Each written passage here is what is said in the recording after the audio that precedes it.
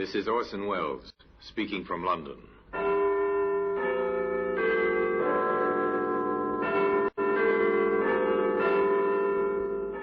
Here in the grim stone structure on the Thames, which houses Scotland Yard, is a warehouse full of souvenirs, where everyday objects, a skipping rope, a glass, an iron, a stepladder, all are touched by murder.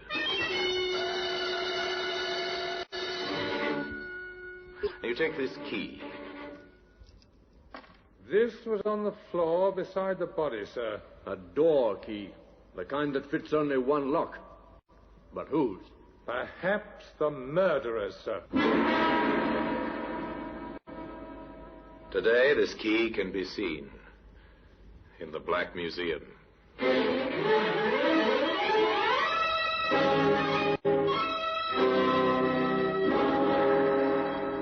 From the annals of the Criminal Investigation Department of the London Police, we bring you the dramatic stories of the crimes recorded by the objects in Scotland Yard's Gallery of Death, the Black Museum.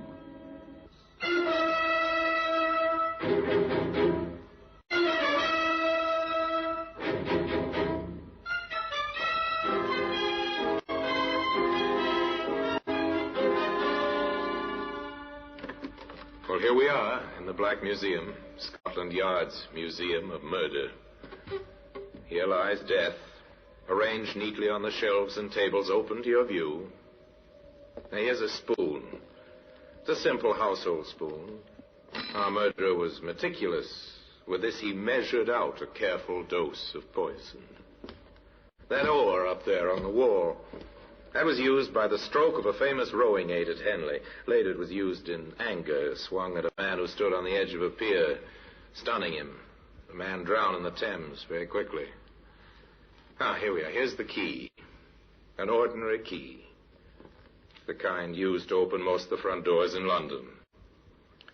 Once this key was in the pocket of a man who was waiting for another in his room at the Kingsley Arms Hotel in Surrey. Regan? Oh, I'm sorry. Excuse me, sir. I'll just turn the bed down. Certainly.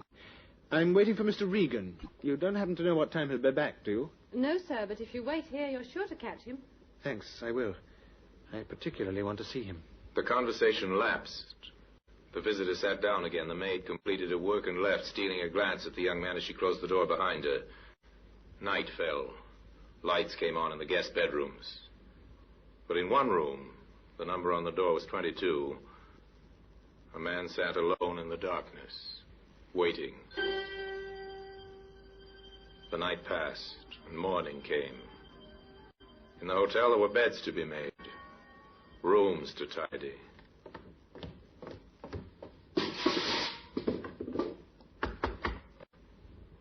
No answer from room 22.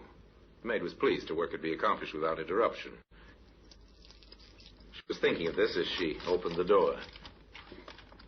Stepped in. The bed was unused, turned down just as she'd left it. Sunlight was flooding through the two windows, and on the floor, a man lay dead. The manager called the police. The police requested the assistance of Scotland Yard, and Inspector Sidney Russell and Detective Sergeant Hobbs were sent down to Surrey.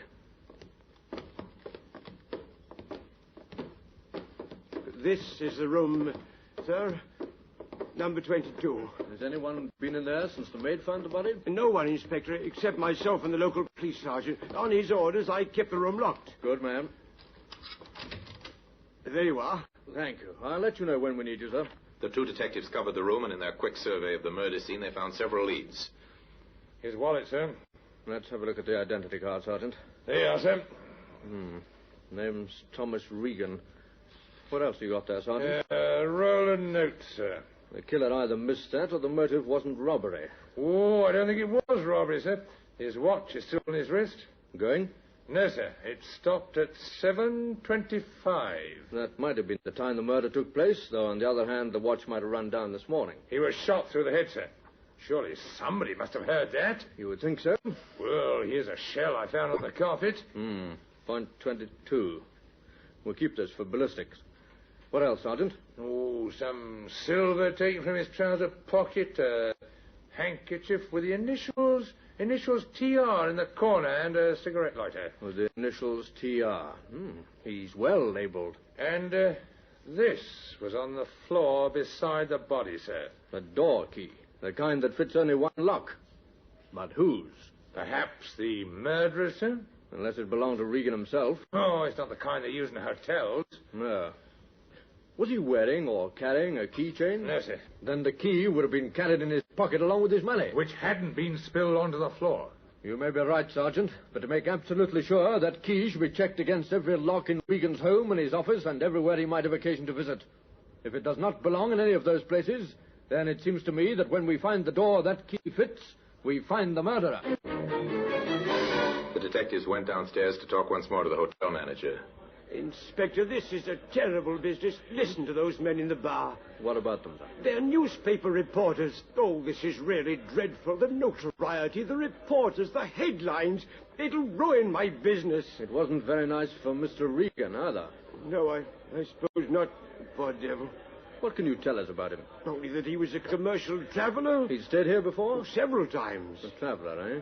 Did he work for any firm in particular? Would you happen to know? Yes, I do know, because they always paid the hotel bills. He worked for a London firm, Hardy & Sons Limited. Thank you, sir. I'll leave the room upstairs locked until we have it photographed and checked for fingerprints. Oh, Inspector, there's one other thing I'd better mention. I think it's important. Yes? A man called to see Mr. Regan last night. Did you get a good look at him? I didn't see him at all, nor did the desk clerk. The maid found him waiting in room 22 when she came in to turn the bed down. Unusual, isn't it? Knowing Regan's room number? It suggests an acquaintance. Not necessarily, Inspector. Why do you say that? We have a register here in the foyer. It's on that wall over there. A room register? Yes, just a card opposite the room number. Some people don't bother with it, but Mr. Regan always put his card up. So that maid is the only one who saw this man? Yes, Inspector. Then I'd like to talk to her, sir. Oh, I'll go and get her for you. The hotel manager returned almost immediately with the maid. She was a young girl, very pale, her eyes still fearful from the sight she'd seen on the floor of room 22. Annie Mitchell, Inspector. How do you do, Annie? This is Inspector Russell from Scotland Yard. How do you do, sir? Annie, what time did you turn down the bed in room 22 last night? It was going on for 6, sir. And I believe Mr. Regan was not in his room. No, sir, but there was a man there. Could you describe him to me? Well, he was tall, fairly young-looking, and dark hair. He spoke educated-like. I see. What did he say? Just that he was waiting for Mr. Regan, and he particularly wanted to see him. Tell me, would you know this man if you saw him again? Well, yes, I think I would. The inspector was well satisfied, but Sergeant Hobbs, who had been questioning the guests, had not fared so well. Now, sir, I'm sorry to trouble you, but I have to ask you a few questions. Really, this is most annoying. I've been kept here all the morning, and it's extremely inconvenient. I quite understand, sir. Now, can you tell me whether you heard any unusual noise or disturbance during the night? The only disturbance of which I'm aware is the disturbance created by the police this morning. You didn't hear a shot, for instance? Certainly not. And you were in your room the whole evening? Yes. Can I go now? Yes, that'll be all. Thank you very much. Well, it's certainly not been a pleasure.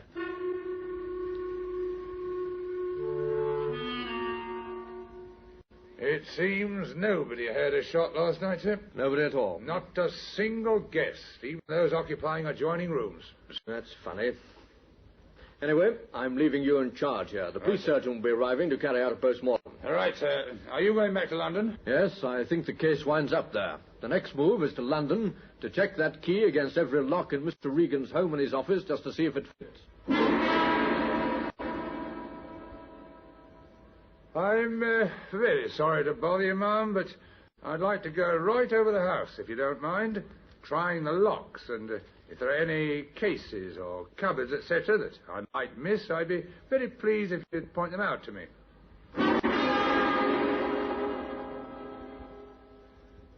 I've come along to see if you can help me, sir, in connection with Mr. Regan. I want to know if there's any desk or a cupboard in his office, or the office door itself, which has a lock for which this might be the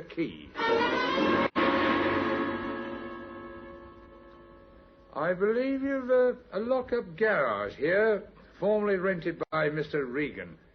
It must, of course, have a lock, and I'll be glad if you'd allow me to compare the lock with this.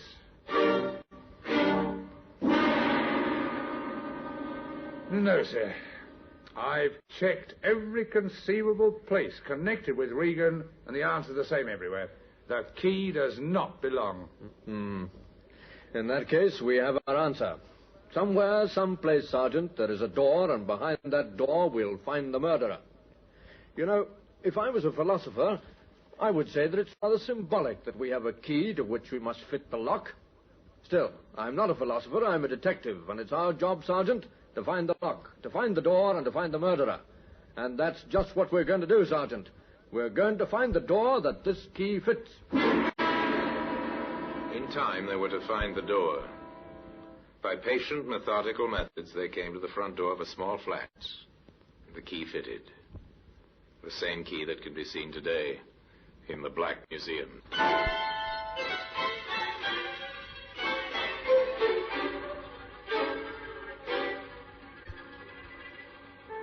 Inspector Russell went back to London, certain that the crime had motive, and that the motive would only be found by a search into the habits and associations of Thomas Regan. His first call was to the offices of Hardy & Sons, Limited, where he was speedily ushered into the presence of the reigning Mr. Hardy. Come in, Inspector. Sit down. Thank you, sir. Shocking business. Now, who could have wanted to kill poor Regan? That's what we're trying to find out. Of course. Shocking. One of our best travelers. What do you know of his personal life, Mr. Hardy? I may be able to help you there, Inspector. I believe in taking an interest in my employees. I've always encouraged them to bring their troubles to me. And Regan had troubles? Yes. He was a bachelor. Rather a gay one at times. I suspect he was having trouble over a woman. Yes? A married woman. She kept on ringing up to speak to him, and the thing spread in the office. He was rather embarrassed and slightly worried about it all. Do you happen to know the woman's name, Mr. Hardy? I'm afraid I can't help you there, Inspector, though... Wait a minute. Yes? He did mention something. That's right. I've got it now. He didn't want to tell me her name. That's a pity. But in admitting she was married, he did tell me that her husband was a doctor on hospital duty. A doctor? Yes, and one other thing I recollect. He mentioned her first name. It was Lyndall. And I have information that the man we want to interview is young. That suggests a hospital intern. Yes, with a wife named Lyndall. Not very much to go on, Inspector. It might be quite a help. He never told you, I suppose, whether it was a London hospital or not? He never said so, but I'm quite sure it would be. At least the wife lives in London. What makes you think that? Well, the number of telephone calls that woman made to Regan. Nobody could afford that many trunk line calls. So they began in London, St. Bartholomew's Hospital. An intern or a young doctor whose wife's name is Lyndall. The registrars of the big hospitals consulted their records, made special inquiries. St. Thomas's, Westminster, Guy's. Each one of them returned to shake his head. There are several hundred hospitals in the London area. Big general hospitals, small private nursing homes, special hospitals, children's hospitals, maternity, infectious, orthopedic hospitals. At the first 42, they drew a blank. Then, at the London Royal Hospital at last. A young intern whose wife's name's Lyndall. That's a funny one, Inspector. It's all the information we have, Doctor.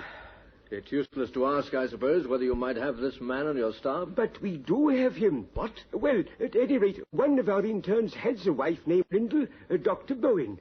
Dr. Felix Bowen. I'll send for him, shall I? No, wait, Doctor. Could you give me some idea what this Dr. Bowen looks like? Yes, I think so. He's young, 31, I think. Quite tall, dark hair.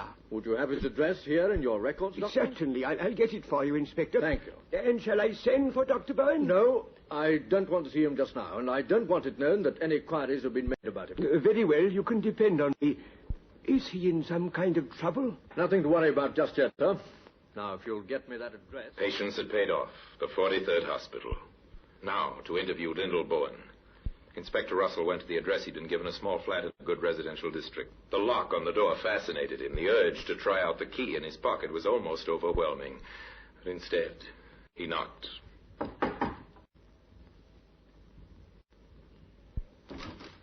Mrs. Byrne? Yes? I'm Inspector Russell from Scotland Yard. Scotland Yard. May I come in? Yes, of course. Thank you. She was young, an attractive woman, but her eyes were frightened. Mrs. Byrne, when did you last see Thomas Regan? Regan? Thomas Regan? I think you know who I mean. But I don't, Inspector. I'm very sorry. Not at all, ma'am. Perhaps I'm mistaken. Well, of course, I've read about him in the papers. That is, if it's the same, Mr. Regan. It is the same. Mrs. Byrne, with your permission, I'd like to conduct a small experiment. Experiment? I don't understand, Inspector. It's quite simple. This key. Key? I'd like to try it in your front door. But I... Of course, if you choose to say no, then I won't be able to try it. You won't? But I also ought to warn you that I can return in a very short time with a warrant. All right. Try it. Thank you, Mrs. Byrne. I'll just open the door and insert the key. The key turned, effortlessly and easily. Hope died in the woman's eyes.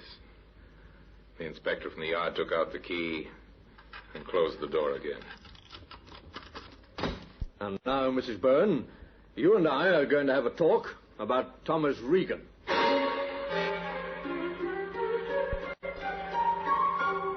That afternoon, several significant events took place. A gun was found beneath a pile of medical books. It was taken to Scotland Yard to the ballistics expert there. The gun checks, sir.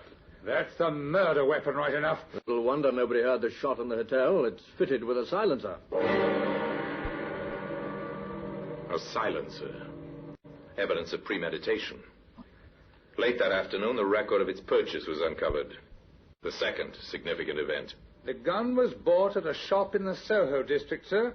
A second-hand shop 2 weeks ago. By whom, Sergeant? The description covers Dr. Felix Bowen. And the proprietor says he could recognize the man if he saw him again. We'll give him that chance. Come on. Where to, sir? The hospital. To pick up Bowen. The third event was Bowen's flight across London. Somehow, in some way, the doctor learned of the net that was closing about him and made a run for it. He was gone when the detectives reached the London Royal Hospital. They drove to his home, but he wasn't there. Now, across England, the vast network of police communications went into action. The teletype carried the news of the fugitive. Central to all stations. General alarm for one Dr. Felix Byrne, age about 31, 6 feet tall, dark hair. Educated voice, quietly spoken. Wanted on suspicion of murder.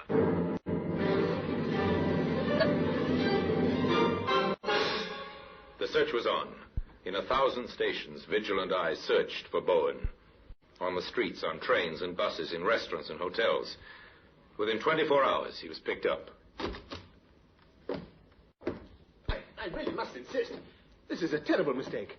I really don't know what this is about. I'm sure you've got nothing to worry about, sir. Just answer a few questions, that's all. Well, of course, I'm perfectly prepared to cooperate with the law, but I must insist on an explanation at once. Yes, of course, sir. You see, unfortunately, your appearance coincides with the description of a man wanted by the police. Oh? It's just a routine matter, sir. If you'll give me some proof of your identity, we can clear the matter up in a few minutes. But I explained to the constable it's no longer compulsory to carry an identity card. Yes, I know that, sir, but before we release you, we must have proof of your identity. Yes, but how can I... You see, sir, we must be sure you're not the wanted man. But I've told you already. Now, Mr. Bowen. Yes? Yes, Dr. Bowen.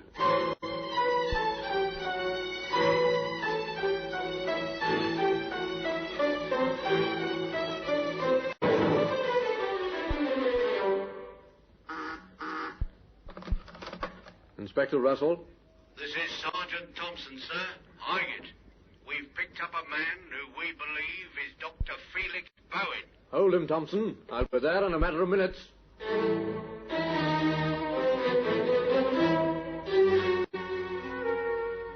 It was Bowen, right enough. But if Inspector Russell hoped for an easy confession, he was disappointed. The doctor was defiant and tight-lipped. I know nothing, I tell you, nothing whatever. This whole thing is an outrage. I must remind you, sir, that your wife has made certain admissions. My wife? What has she told you? That she and Regan were having a love affair. That you found out. And the day before last, you went down to Surrey to see Regan. You returned late that night. Did I? And under a pile of medical books in your bookcase, we found the gun you used. The game's up, Bowen. The game is never up, Inspector, until it's lost. The evidence they had accumulated was impressive.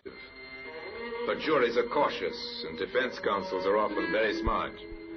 There had to be no loopholes. There had to be complete corroborating evidence. I think we've got our man all right. The next thing is to prove it beyond all shadow of doubt. What's the next move then, sir? Well, Sergeant, there's one person who got more than a passing glimpse of the murderer. Oh, you mean Annie, the maid at the hotel? Right. We'll see how Mr. Bowen fares on an identification parade. I have a feeling he won't fare too well.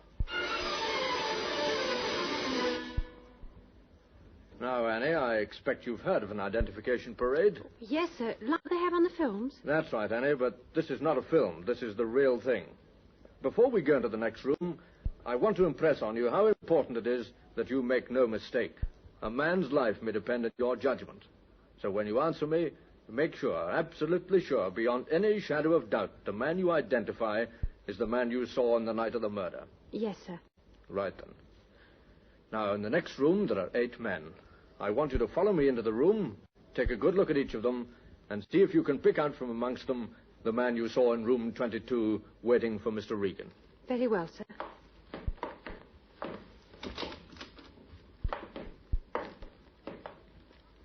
It's not the first gentleman, nor the second. But this is the man, sir. That's a lie. Yes, and that's his voice. I'd know it anywhere. This is the man, Inspector.